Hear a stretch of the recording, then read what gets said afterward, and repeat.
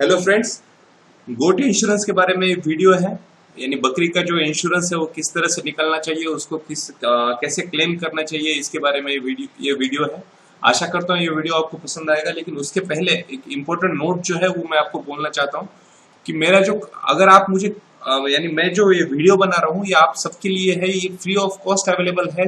मैं सारी की सारी इन्फॉर्मेशन जो है वो मेरे वीडियोस थ्रू देने की कोशिश करता हूँ। आपको सिर्फ इतनी तकलीफ उठानी है कि आपको सारे वीडियोस देखने हैं।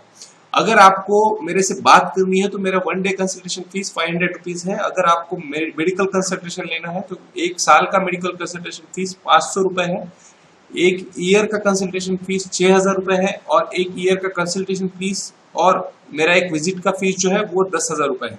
अगर आप वीडियोस के अलावा मेरा कुछ भी कंसल्टेशन चाहते हो तो आपको इसमें से कोई भी एक फीस आपको पेड करनी है पेटीएम थ्रू, और उसके बाद ही आप मुझे कॉल करेंगे। अगर आपको कॉल यानी पेमेंट नहीं करना है तो आप सिर्फ मेरे वीडियोस देख लीजिए, उसमें से भी आपको सारी इंफॉर्मेशन मिल जाएगी। तो आइए दोस्तों, अभी हम वीडियो शुरू करते हैं कि बकरी का इंश्योरेंस क्या होता है। एक्चुअली जो इंपॉर्टेंट पॉइंट्स है बकरी के इंश्योरेंस के बारे में, जो गोट का इंश्योरेंस है उसके बारे में, कि ये इंश्योरेंस जो है उसकी जरूरत क्या है, उसकी नीड क्या है। उसके बाद आता है कि उस इंश्योरेंस का हमें प्रॉफिट क्या होगा और उसका यूज क्या होगा। ये 3 इंपॉर्टेंट चीजें हैं बकरी के इंश्योरेंस के बारे में। अगर हम बकरी के इंश्योरेंस की जरूरत के बारे में सोचें तो ये सबसे इंपॉर्टेंट है। जो भी सक्सेसफुल गोट फार्मिंग करना चाहता है उसे सबसे ज्यादा जरूरत है बकरी के इंश्योरेंस। क्योंकि अगर आप कुछ आपका अमाउंट इन्वेस्ट करके अगर गोट फार्मिंग शुरू करते हो और उसमें से अगर बाय चांस अगर आपको गोट फार्मिंग में आपको कुछ लॉस होता है या आपकी बकरी की सडन डेथ हो जाती है किसी रीजन की वजह से, या आपको एक्सपीरियंस ना होने की वजह से, तो आपको उसका जो लॉस है वो इंश्योरेंस थ्रू मिल सकता है। इसलिए बकरी की इंश्योरेंस का जो जरूरत है बकरी गोट फार्मिंग में वो बहुत ज्यादा है। इसलिए आपको ध्यान रखना है कि अगर आप गोट फार्मिंग करना चाहते हो और वो भी एक सक्सेसफुल तरीके से करना चाहते हो तो आपको बकरी का इंश्योरेंस करना ही करना है। ये आपका सबसे पहले प्रायोरिटी होनी चाहिए कि जितनी बकरी आपने ली है उसका आप इंश्योरेंस करवा लेंगे। उसके बाद इस इंश्योरेंस का आपको प्रॉफिट यानी फायदा क्या होगा। अभी मैंने जिस तरह से मैं आपको पहले ही बोला है कि अगर आपकी बकरी की डेथ हो जाती है, ये डेथ होने के बहुत सारे रीजंस हो सकते हैं। क्लाइमेट चेंज हो सकता है, या आपको कुछ एक्सपीरियंस नहीं हो और आपसे कुछ गलत ट्रीटमेंट हो जाती है, या फिर आप किसी रीजन की वजह से कोई ऐसा रीजन हो जो आप उस बकरी को जो हो रहा है वो पहचान ना सके, जिसकी वजह से उसकी डेथ हो सकती है।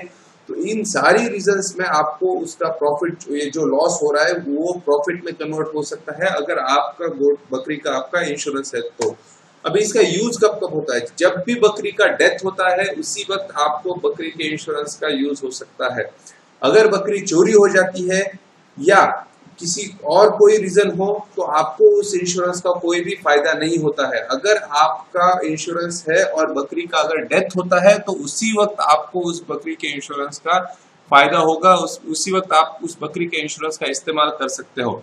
तो ये है इंपॉर्टेंट पॉइंट्स बकरी के इंश्योरेंस के बारे में।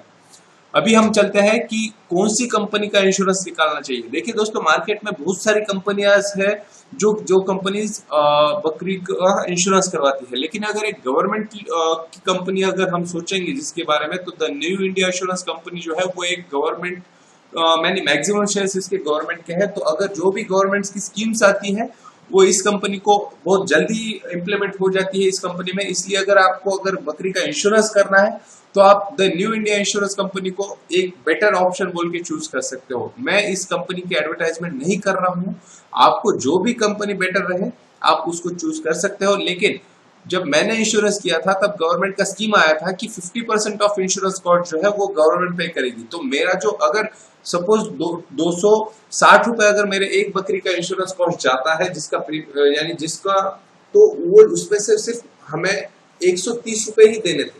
तो ये जो फायदा है ये इस कंपनी ने मुझे दिया था, इसलिए मैंने आपको एक सलाह दी है। अदरवाइज आपको जो भी कंपनी अच्छी लगे या आपके एरिया में जो भी कंपनी एक्टिव है उस कंपनी का आप इंश्योरेंस निकाल ले, लेकिन इंश्योरेंस निकाल ले। और अगर आप इस कंपनी के बारे में सोच रहे हो तो इसका वेबसाइट मैंने दिया हुआ है। इस वेबसाइट पे इस कंपनी का कस्टमर केयर नंबर है, आप उसको कॉल करके आपके एरिया में जो भी एग्जीक्यूटिव उनका ऑफिसर है वो उनका नंबर ले सकते हैं और उनके थ्रू आप आपके बकरियों का इंश्योरेंस कर सकते हैं। तो एक अच्छी कंपनी है बकरियों का इंश्योरेंस करने के लिए, बाकी आपकी चॉइस है। उसके बाद हम चलते हैं how to do the insurance. तो आपको अगर इंश्योरेंस करना है तो सबसे पहले आप कौन सी कंपनी से इंश्योरेंस करना चाहते हैं ये फिक्स कर ले। उसके बाद उस कंपनी की वेबसाइट से या किसी और तरीके से आप उस कंपनी का कस्टमर केयर नंबर ले लीजिए, बाद में उस कस्टमर केयर को कॉल कीजिए। कॉल करने के बाद वो कस्टमर केयर आपको, जब आप उनको बताएंगे कि आपकी गोड्स का आपको इंश्योरेंस करना है, तो वो आपके एरिया के जो भी उनके सुपरवाइजर है उनका नंबर आपको दे देंगे। उसके बाद उस नंबर पे आप कॉल कीजिए, वो सुपरवाइजर आपके पास आएंगे। आने के बाद वो एक इंस्पेक्शन करते हैं कि कितनी गोड्स का एज जो है वो 1 साल से कम है और 1 साल से ज्यादा है।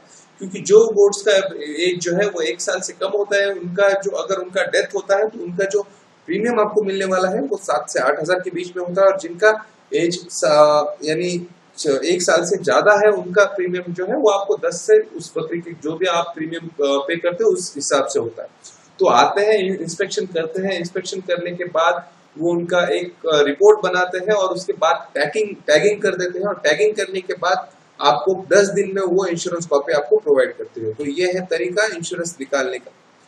उसके बाद उस इंश्योरेंस को आप क्लेम कैसे करना है और कब करना है। अगर आपने इंश्योरेंस निकाला हुआ है तो एक बात ध्यान में रखनी है, जब आपकी बकरी का डेथ होता है उसी वक्त आप उस इंश्योरेंस को क्लेम कर सकते हो। अगर आपकी बकरी चोरी हो जाती है तो उस चोरी के लिए आपको इंश्योरेंस का क्लेम नहीं मिलता है।